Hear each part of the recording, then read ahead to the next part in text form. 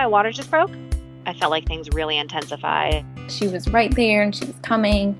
It was an amazing feeling. I'm gonna cry just thinking about it. I could feel her head. We heard her cry. We were squeezing hands and she was screaming. I'm Bryn Hunt Palmer, and you're listening to The Birth Hour. This podcast is designed as a safe place to come together and share childbirth stories. Stick around and join us to hear informative and empowering birth journeys from all over the world. If you're new to the Birth Hour, you may not know that we have an online childbirth course that is evidence-based. It includes 12 modules that take you from your final weeks of pregnancy through obviously preparing for birth and then postpartum and feeding your baby as well. And with enrollment in that course, which is called Know Your Options, you'll get free access to our other course called Beyond the First Latch, where we talk all about pumping, feeding baby, storing milk, going back to paid work if that's part of your plan, all of those things as well. Okay, so if you go to thebirthhour.com/course, you can see everything laid out in the course, module by module, as well as an FAQ section, which will hopefully answer some of your questions if you have any, things like how to get it covered by an FSA account and things like that. It also talks about the bonuses that come with the course, including bi-monthly Zoom calls and access to our private Facebook group. So again, that's thebirthhour.com/course. And you can use the coupon code 100OFF for $100 off enrollment as a podcast listener. We would also love to welcome you into our listener supporter group via Patreon. That's at patreon.com/birthhour. And by becoming a Patreon supporter, you get access to all of our archived episodes. This podcast launched in 2015, so we have over 800 episodes in the archives that are not in the main podcast feed, so you can get your fill of birth stories. And you'll also get access to our private Facebook group for Patreon members, which is a great place to honestly just to search the past posts to get answers to questions, but then of course to ask new questions, find community. It's a really, really great supportive group of people. So I highly recommend joining that. We would love to have you there. We also do monthly Zoom calls with our Patreon supporters, and you get an opportunity to enter your birth story via a different submission form than everyone else uses, and we choose 2 Patreon members each month to share their birth stories. So that is again at patreon.com/birthhour. Today's episode is brought to you by Air Doctor. Americans spend an average of 90% of their time indoors, but did you know that indoor air can be up to 100 times more polluted than outdoor air? You can breathe easy with Air Doctor, the award-winning air purifier that eliminates 99.99% of dangerous contaminants like allergens, viruses, smoke, gases, mold spores, and more. Air Doctor was voted Best Air Purifier by Newsweek, so it's no surprise that 98% of Air Doctor customers agree their home's air feels cleaner, safer, and healthier. Unlike other purifiers, Air Doctor captures invisible particles 100 times smaller than standard HEPA filters. We have air purifiers in our bedroom as well as the kids' bedrooms, and everyone has been sleeping better. I love how quiet the Air Doctor is. It's like the perfect amount of white noise. I would absolutely splurge on this for a nursery for baby. Like, get the cheap crib from IKEA and put your money towards this so that your baby has clean air in their nursery. We also have one in our living room, and I've noticed a huge difference after cooking and things like that. It just really clears the room really quickly. Head to airdoctorpro.com and use the promo code BIRTHHOUR to get up to $300 off today. Air Doctor comes with a 30-day money-back guarantee plus a 3-year warranty, which is an $84 value for free. You can get this exclusive podcast-only offer now at airdoctorpro.com, airdoctorpro.com, using the promo code BIRTHHOUR. Today's birth story guest is Maria, and she has 2 birth stories to share. Both took place in France. One was in a hospital and one was a home birth. All right, let's hear from Maria. Hi, Maria. Welcome to the Birth Hour. Thank you so much for coming on the podcast. Thank you so much for having me. Of course. I'm excited. We have 2 different stories to get to today. But before we do that, will you just tell listeners a little bit about you and your family? Yes, of course. So my name is Maria. I was born and raised in Colombia, but I've been living in France for the last 10 years. And I live in a little town north of Paris with my husband and my 2 kids, Gabriel, who's about to be 4, and my daughter, Mia, who was born 4 months ago at home, and our dog. Pavlov. Awesome. Okay, well, why don't you go ahead and take us back to that first pregnancy? Anything you want to share from finding out you're pregnant or getting pregnant? Sure. We actually got pregnant during the first lockdown, the first COVID lockdown in 2020. And it was not planned at all. It was a bit of a surprise, but a very happy surprise, I would say. Yeah. I knew that I eventually wanted to have a family, but I didn't really know anything about pregnancy or birth. It's not something that I spoke to with my friends. I was the first of my friends to get pregnant. And because it was the middle of COVID, things were a little stressful, and then it was not easy to get appointments, and my husband couldn't come to any of the prenatal appointments. That was a little weird, the COVID aspect, and COVID was present almost during all of the pregnancy, so it did have an impact. Since I knew very little, I just did what I thought that most people did, at least what the people in my family and around me always did. You got pregnant, you went to see an OBGYN, and then you had your baby at the hospital. So we started going to see an OBGYN once lockdown was over, and I was already about 2 months pregnant, I think, at the time. And he was perfectly nice. He was very kind, but the appointments will be very short. It would be like 15 minutes. And then you could see every time when I was coming in, he would read the notes to remember my name. And a couple of times he asked the same question twice. So it was just very impersonal. And I was very far away from my family during COVID, and they couldn't travel. And I just felt like I needed to be mothered. That's sort of what I felt during the pregnancy. And so I started looking at other options. And then I quickly learned that in France, and it's the same case in, I think, almost all Western European countries, most low-risk, healthy pregnancies, you'll go see a midwife, not an OBGYN. And then you can either go to a hospital where you'll see the midwife, whoever is there during all of the appointments, or you can actually have your private midwife that will see you up until around 32 weeks, and then she'll transfer care to the hospital that you chose. So I changed providers relatively early in the pregnancy, and I went to see a midwife that was near where we lived, and she was very nice. She was this elderly lady. She wasn't very old, but she had this like grandma aura about her, which was very nice because, again, I was going to all the appointments alone. She also did all of the prenatal classes, and I was also going to those alone. And I think she really understood that I needed a little bit to feel guided.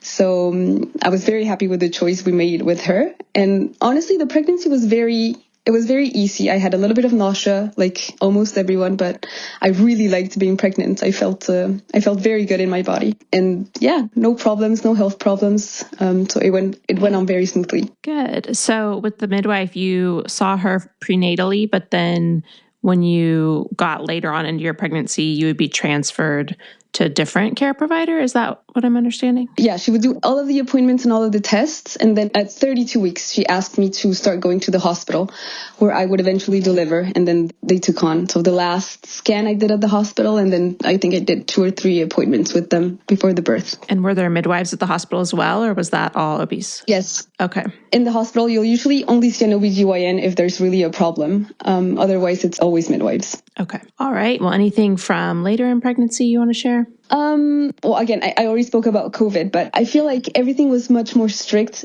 because the situation was so weird and stressful for everyone.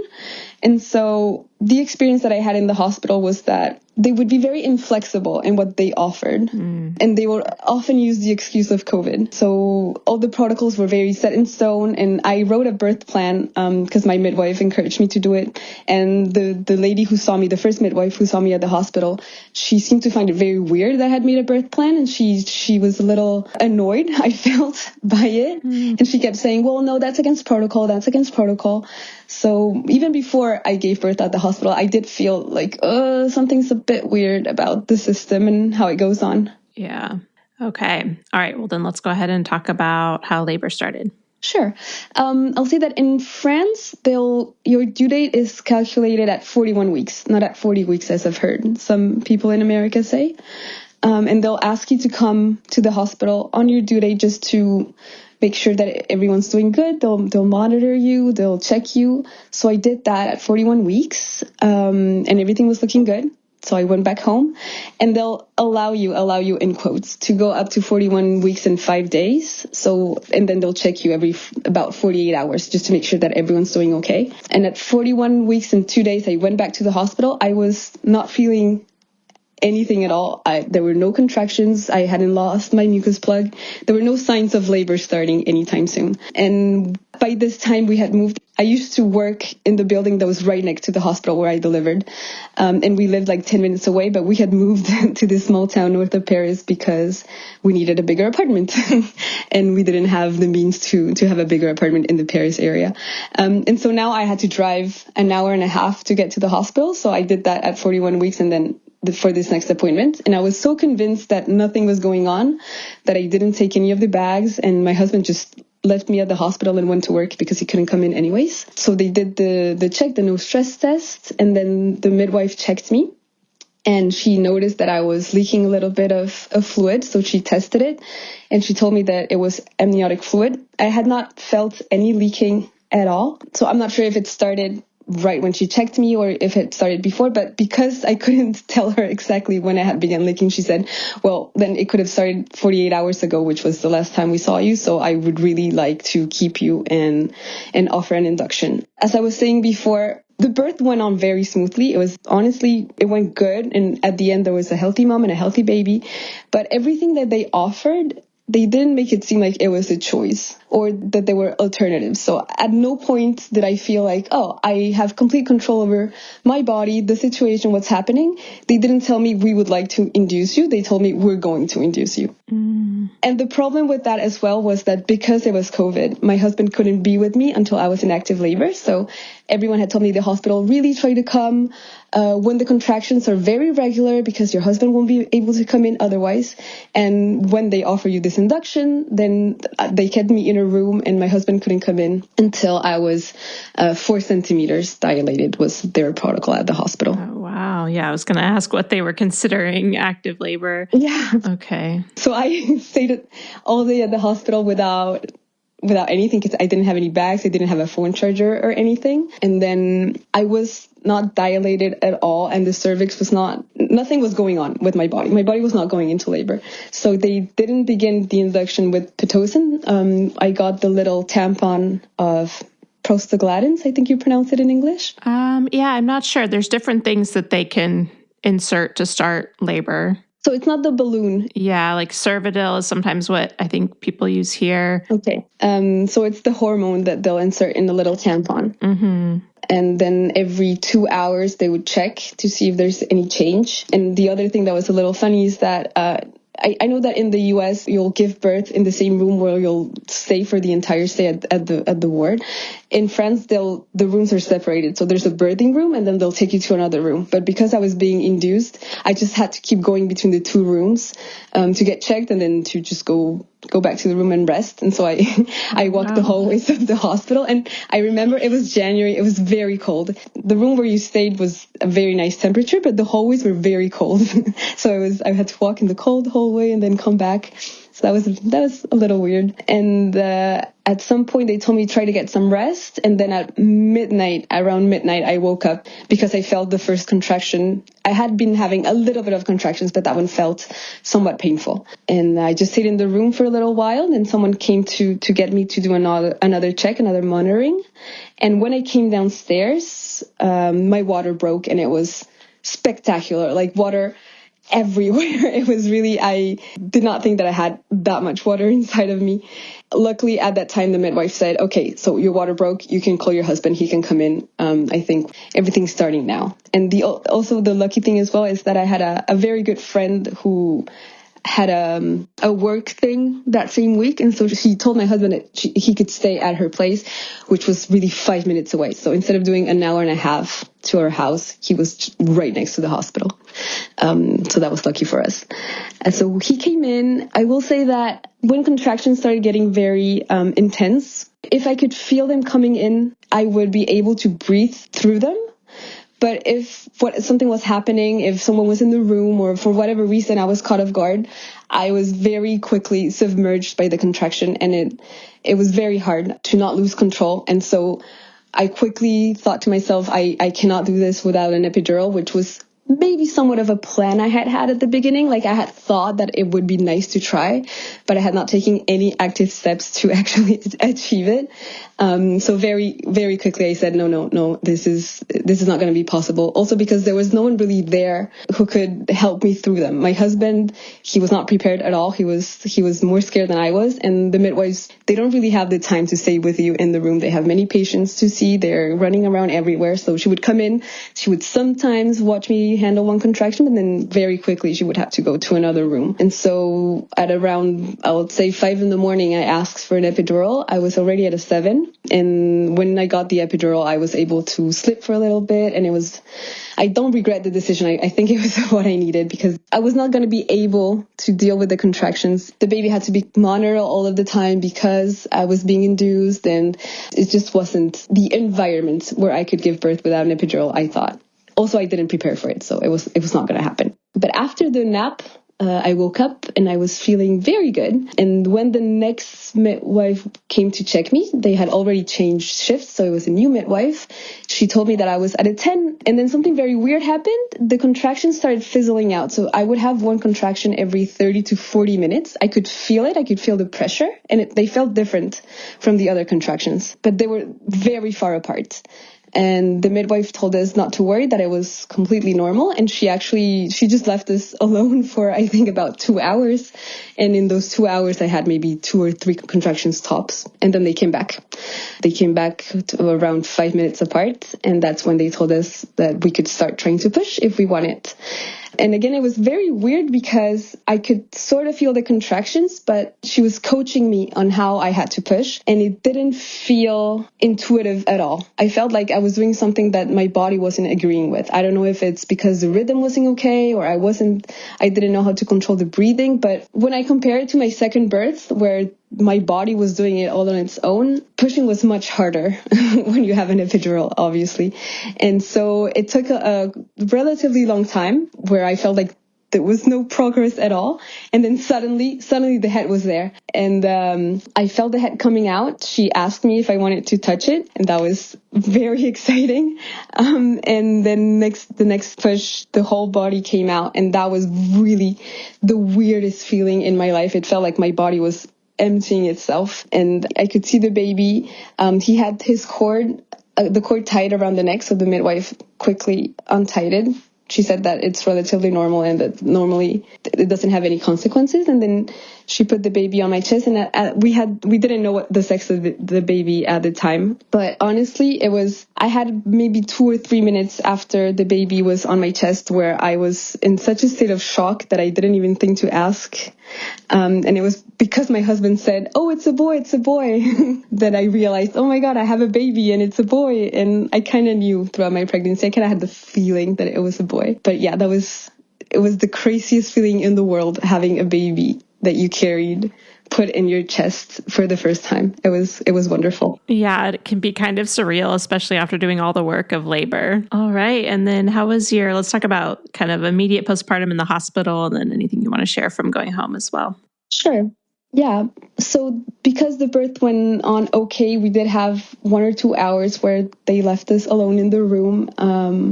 And I tried to get my baby to latch. So his name is Gabriel. And he was having a little bit of trouble. He couldn't really latch very good. It went on for about 3 months. So breastfeeding was really hard with my son. For some reason, we could never quite understand why.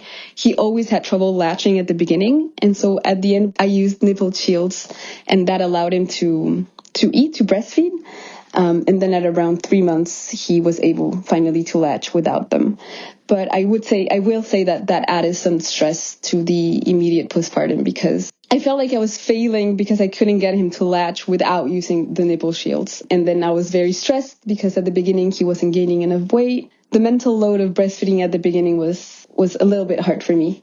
Otherwise, at the hospital, it was okay. Again, everyone is very kind, and you can feel that the people who work in midwifery, they do it because they have the calling. But it's just, again, they'll come into your room in the middle of the night every 3 hours. And again, my husband couldn't stay the nights because it was COVID. So it felt a little lonely and a little impersonal. the care that I received at the hospital. So I was very happy to go back home at the end of this day. Okay.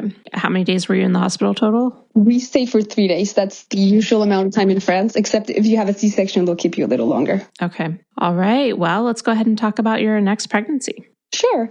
So when I came out of the hospital, I told my husband immediately, if I ever do this again, I don't think I want to do it in a hospital. It's just, I need to feel like I have autonomy over what's happening. And I really felt like our consent was never prioritized in the hospital. And it didn't feel right. I mean, I think at the beginning, he didn't believe me when I said I would rather have a home birth, but I think he understood the reasons. And so in 2023, when we started talking about maybe having another baby, there's an association in France that lists all of the midwives who do home births. There are not a lot of them because home birth is not covered by insurance. So if anything were to happen to the mother or the baby and there's a legal suit, they'll have to pay out of pocket, which is just impossible for almost anyone. So many midwives choose not to practice home birth in France. It's much more common in other European countries, like in the Netherlands or in the UK. So there's a list of midwives that they practice, and in my area, there's only one. So I made an appointment with her just because I wanted to feel the vibes to see if we connected, and if not, then I would have to find another solution. But luckily, she was just the nicest person, and I think we have very similar personalities. Like she's very in French you say carré, like she'll tell you her rules, her red lines in the beginning, and that's exactly what I needed. Like someone that really, everything was very organized, very clear. She took every appointment, she took the time to explain everything, and that's really what I wanted and what I needed with a midwife, which is very lucky because, again, we didn't really have many options. There was just the one midwife in the area. And so very quickly after that, we got our positive pregnancy test. And we called her back. Then she was very happy for us. And she told us to do a scan at around 9 weeks, I think she told us to go. And so I made an appointment in the hospital in the city next to where we live. And when we came to the appointment, we unfortunately learned that the pregnancy had stopped. But I hadn't had any symptoms. So it was a miscarriage.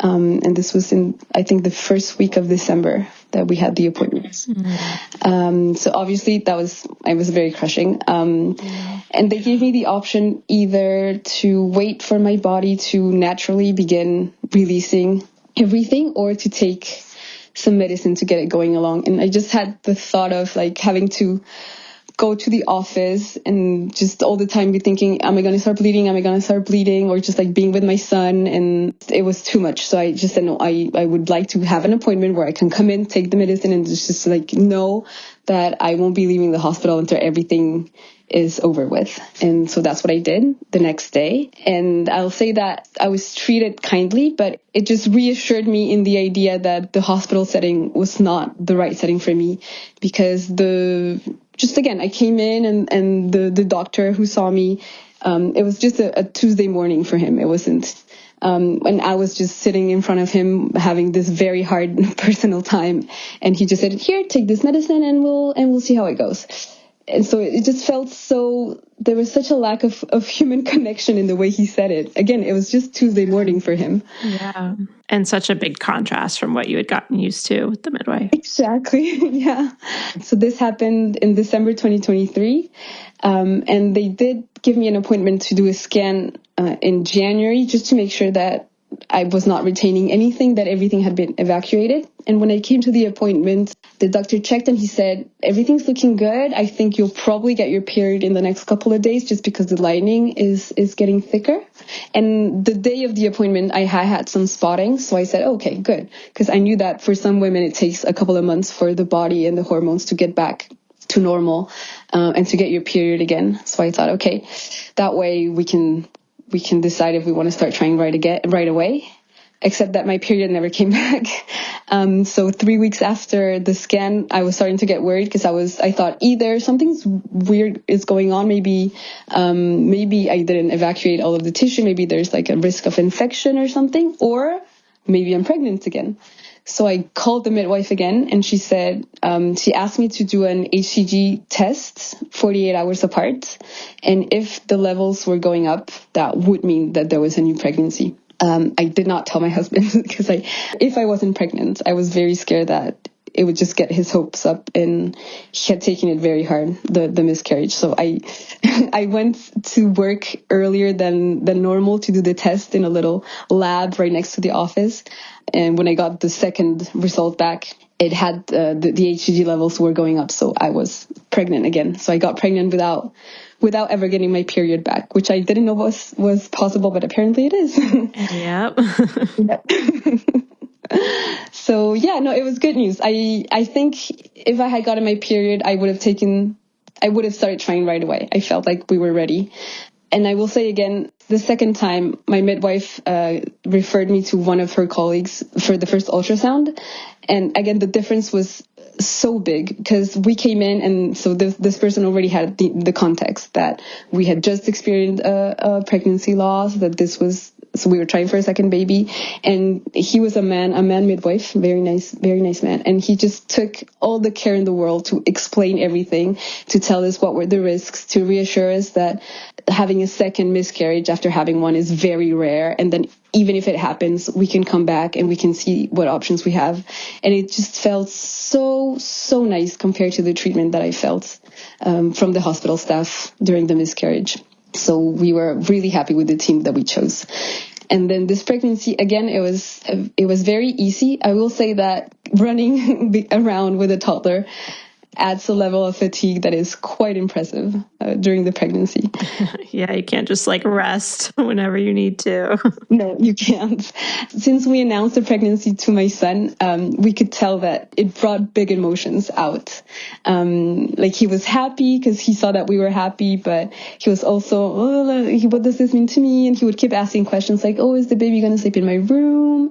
So I was trying very hard to not tell him oh no, I can't do this because I have a baby in my belly, just to try and be present as much as possible. So Right, and not make him resent the baby. Exactly. Yeah, but so not a lot of rest. All right, cool. Well, let's go ahead and talk about your home birth. Sure. So our midwife had told us at the very beginning when we signed the contract that there were many cases where she would transfer care to the hospital.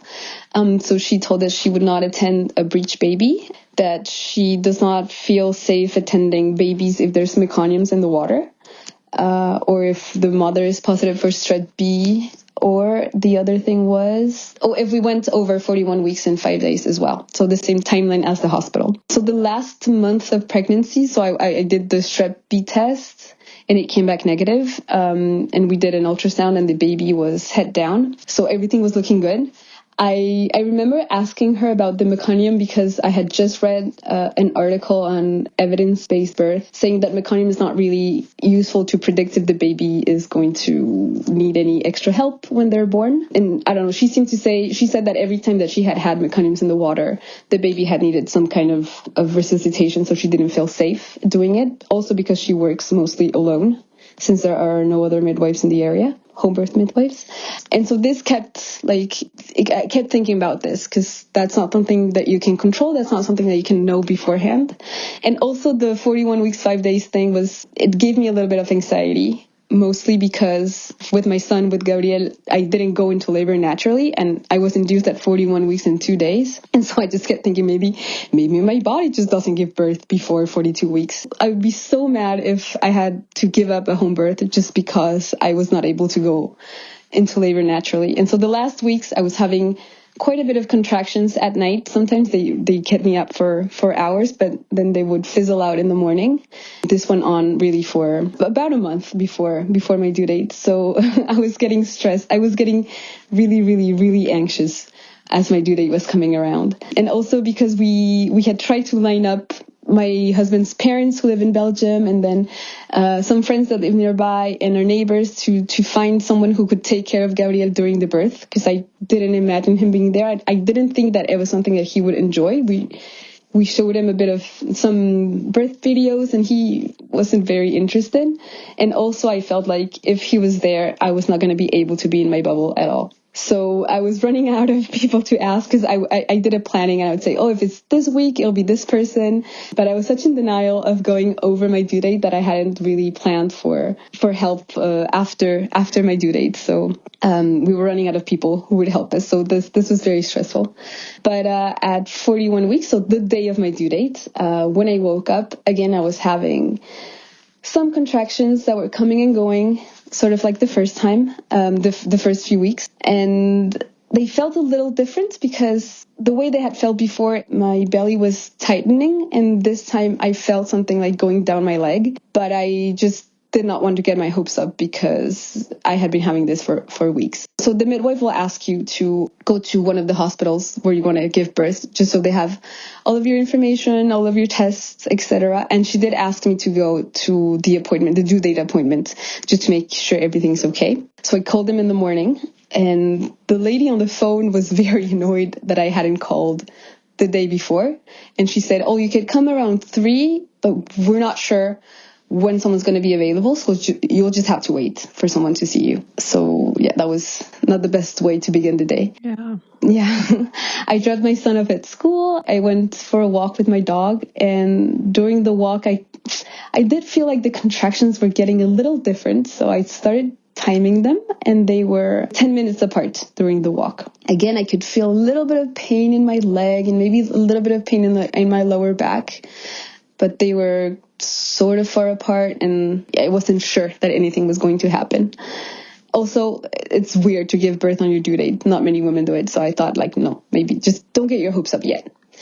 My husband was working from home. He had been working from home for the last 2 weeks, just in case things started getting in labor. And so when I came back, he was preparing lunch, and I told him, like, these contractions do feel a little different, but I'm not sure. And I think he saw in my face, I don't know what he saw, but he said, I'm getting the pool. Like, he started setting up the pool, and he said, do you want to go upstairs and maybe take some pictures in case this is the last time you're going to be pregnant, and we can have some nice pictures of your belly. So we did that, which was honestly a very nice thing to offer.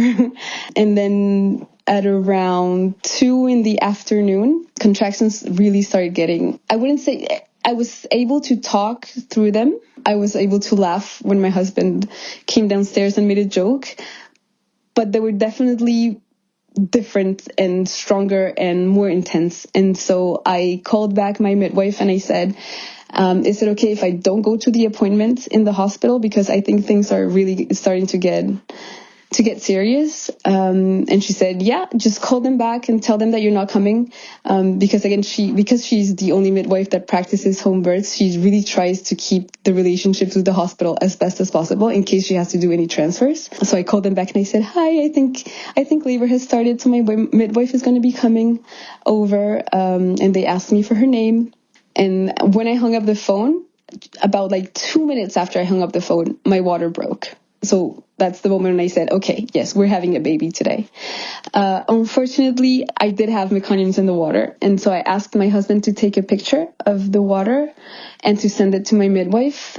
She called us back and she said, let me talk to some of my colleagues and we'll see what we can do. And maybe a half an hour later, she called back and she said, that she was going to just finish up the day with her last patients and she would come over and then we would assess the situation once she was in our house, and we could make a decision together on what we wanted to do.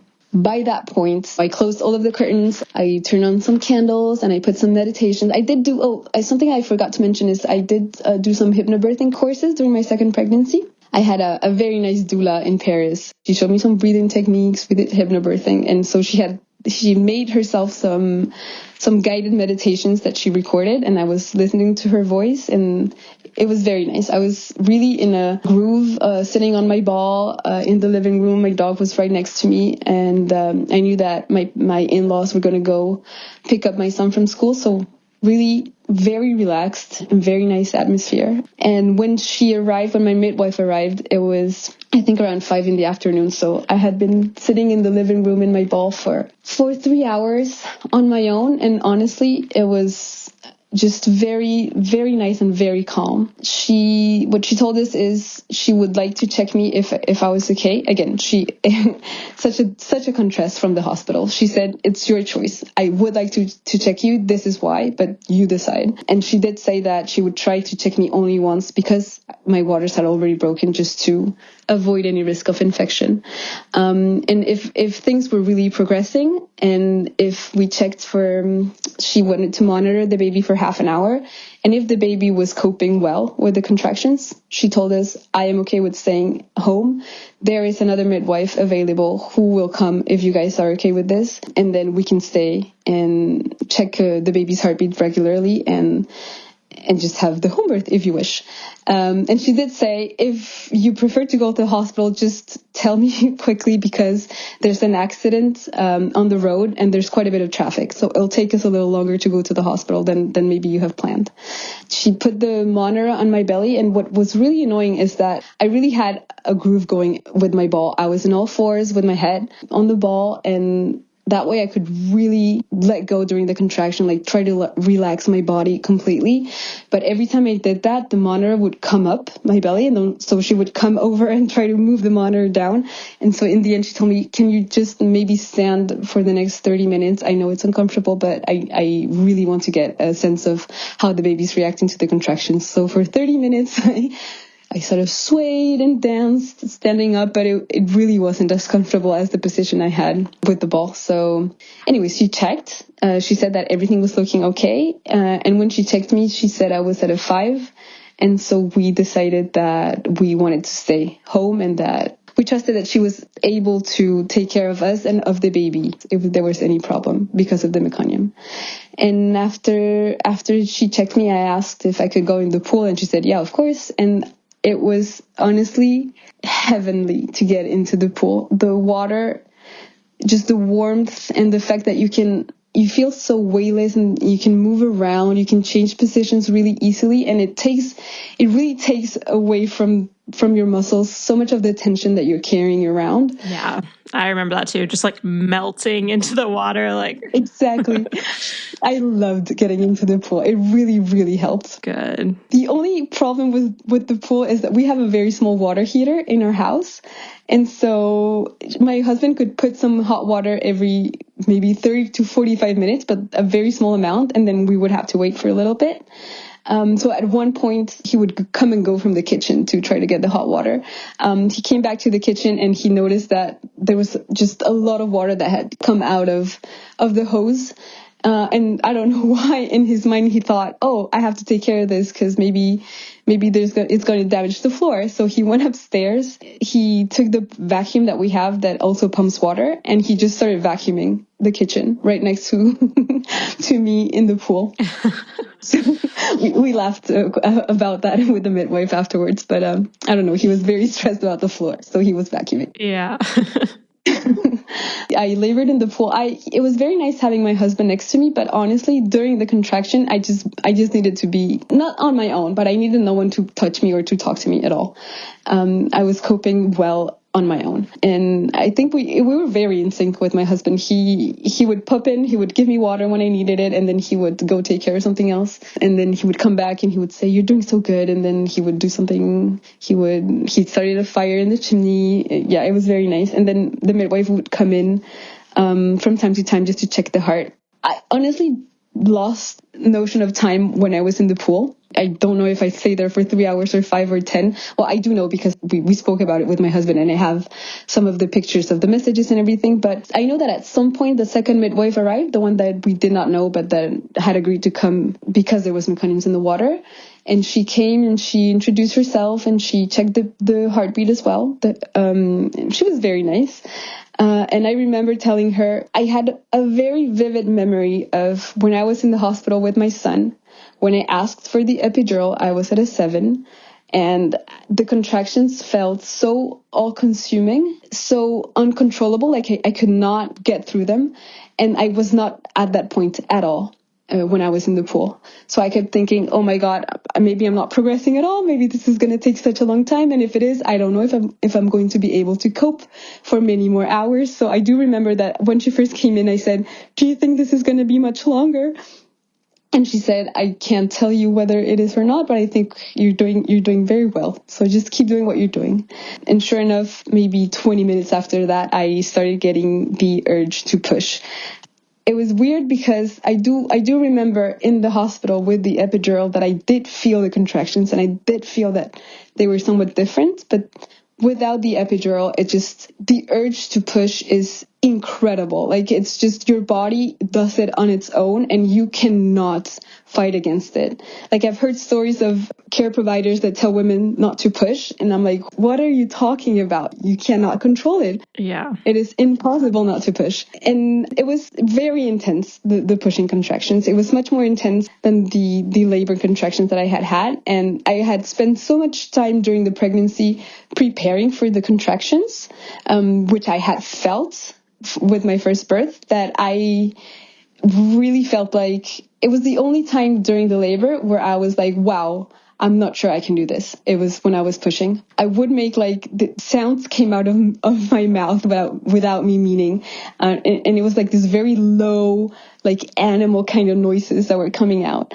And just my body was just doing just this enormous force all on its own. And it was so intense at the end, the ring of fire that many women talk about. It almost didn't feel like too much, just because I was so consumed by the pushing contractions. They were really, really hard for me, at least. I did feel the head coming out, and I asked, oh my God, is that the head? And she said, yeah, that's the head. Keep pushing. And with the next 2 pushes, I think the body came out, and I was still in the pool at that time, and I was sort of in a squatting position. And so I turned around, and my midwife took the baby out of the pool and put her in my chest. And then I tried to grab her, and then there was like a little moment of confusion when I was grabbing the baby and she was grabbing the baby at the same time.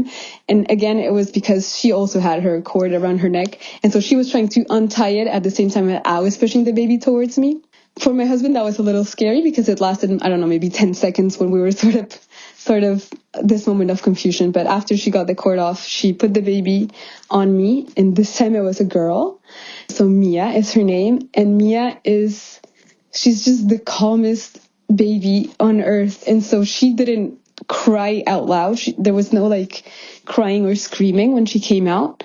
You could tell that she was breathing, but she was just so quiet and so calm, that again, my husband afterwards told me I was very scared that she wasn't breathing at first, because everyone was calm. Everyone was like, no one was panicking, but the baby wasn't screaming at all.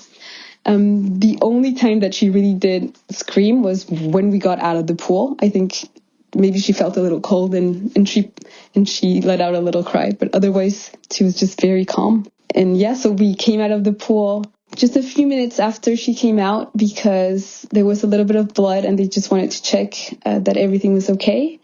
And I laid down, well, I didn't lay down, I sat down in the sofa in the living room, and I had my baby on me, and there was like the chimney going, and we had Spanish music in the background, and it was honestly, it's undescribable. I felt like the most powerful person in the world, and at the same time, just a sense of peace. So it's like this, so much power, but such a calm, happy, joyous kind of power. I don't know if you understand what I mean. Yeah, totally. That birth high where you're just like, I'm a superhero, but also really peaceful because you're in your own bed and comfy. And in your own home, and it's warm and it's nice and it smells like you. Yeah. She was born a little bit before 8 o'clock. So in the end, it was quite a fast birth. Yeah. And we stayed downstairs in the sofa for a couple hours, and she latched right away. And she stayed like breastfeeding I'm sure she wasn't eating because she was a newborn, but she stayed on the chest for what felt like hours. And then my husband had prepared dinner for the midwife, so they stayed and they ate with us. And I ate a grilled cheese sandwich and some grapes, which I was really craving grapes for some reason. That sounds amazing. Yeah, it really was. And then I went upstairs and I took a shower with one of the midwives while they were weighing my baby and taking all of the measurements. And then we got tucked into bed, and then we woke up and we were a family of 4. It was incredible. It was really amazing. Mia was the first baby to be born at home in the village that we live in. I think that the last time a baby was born at home was in 1962. Oh, wow. Everyone was very excited in the village. And so people came over to say hi, and we had the mayor over. It was very funny. Oh, my Yeah. gosh. But it was very nice. That's awesome. I have just like the biggest grin on my face. That's so cute. What about postpartum care with a home birth midwife in France? What did that look like? Yes, the midwife came over every second day, and then the second and third week she came twice. And she would check that Mia was doing okay, that I was doing okay, but she also stayed just to talk with us, which was very, very, very nice because she walked us through the birth. I was able to tell her what I remembered. She told me what she remembered. She sent us a bunch of pictures, and she records the birth, every birth she attends. And though she sent us, for example, the sound of Mia's first cry. Like when I got out of the pool, she sent it to us. Oh, that's so sweet. Yeah, I know. It's amazing.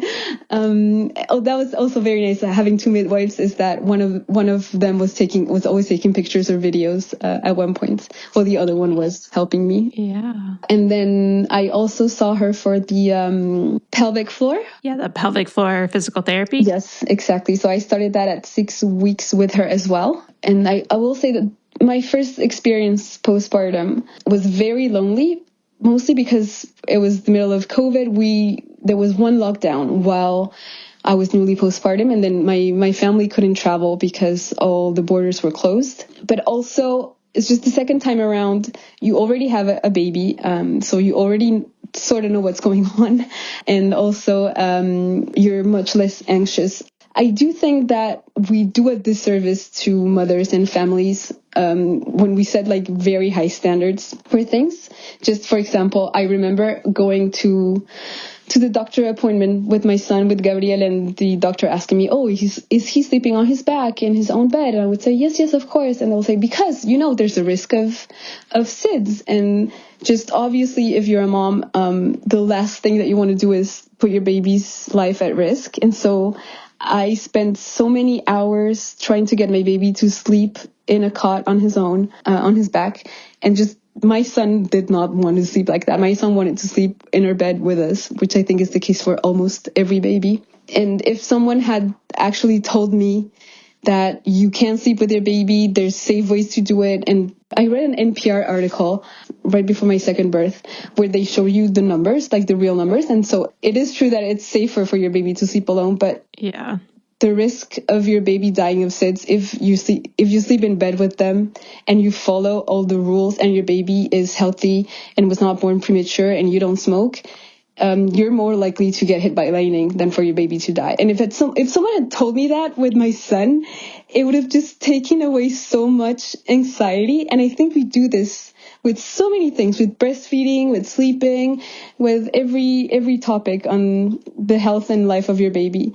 And so the second time around, I had already sort of just gotten rid of all the culpability and all the anxiety that came with that. And I think that made postpartum so much easier. Yeah, we talk a lot about that in our childbirth course. Like, I can't remember what the statistics are, like the percentage of people that will end up sleeping with their baby in some manner. And it would be so much better to be educated on how to do that safely than to just say, don't do it at all. Like our childbirth educator likens it to like abstinence only sex education. It's like, it's just not smart. Yeah. It's like shaming people into doing this. Right. When you can tell them how to do it otherwise safely. Yeah. And then of course there's like your statistics about, them being in the same room with you and they somehow like regulate themselves being closer to you. And so there's like definitely benefits to it as well. So we link to a lot of good resources on that in our course, and none of them are US based.